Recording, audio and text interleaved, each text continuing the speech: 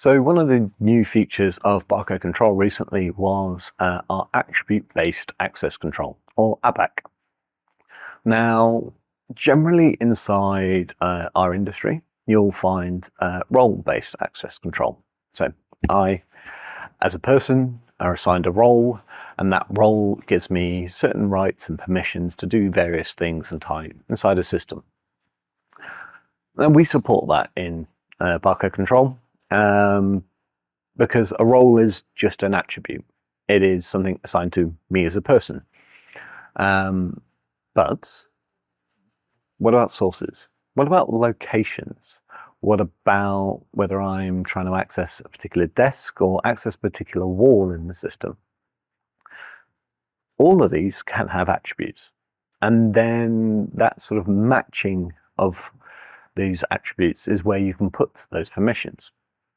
And all of this is just metadata. So for example, I am a fire officer. So that's my role. So I get an attribute called fire officer. Then this desk over here also is my desk, along with the 3 others with my colleagues. And all of these get the fire role.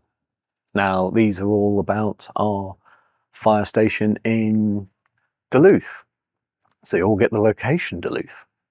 Now I've got a colleague and they are a security officer. They're also working with us in the Duluth fire station, but they're a security officer, not a fire officer.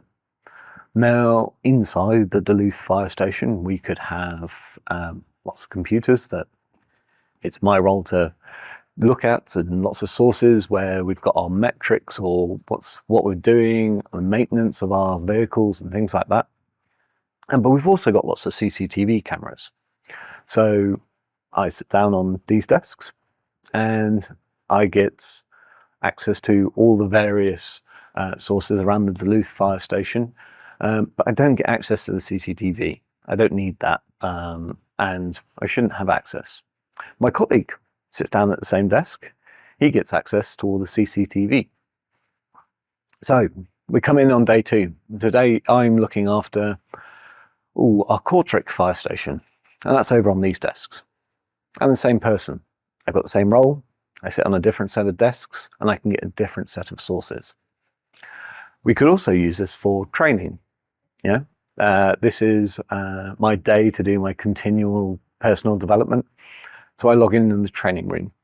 Now, suddenly, all of the real sources, all of the important things that are actually live and will affect the business, or in this case, the fire setup, I've only got view rights because I'm not in the control room. I'm not on shift. I shouldn't have the ability to change anything. But suddenly, in my source tray, I get all of our training sources. I didn't have access to those before because I wasn't in the training room. Outside of the training room, they're noise. They're things you don't want in front of the operator because they might open it by mistake. Inside the training room, they can see the real sources, but they can also access the training sources.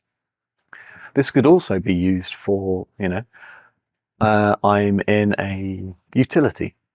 I'm an operator sat at the desk, and we've got a big video wall at the front, and I can control that video wall.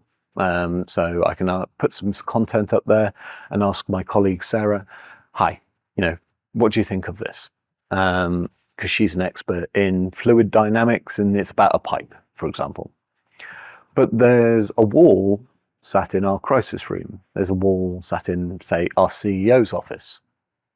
I don't have access to those because I'd be sharing, potentially very sensitive data outside of the control room.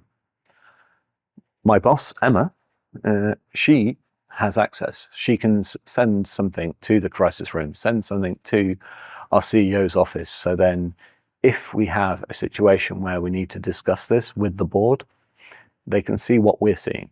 We're looking at that same common view, that same common operating picture. If you've got any questions about this or other barcode control or control room questions, please feel free to get in touch with myself or one of my colleagues.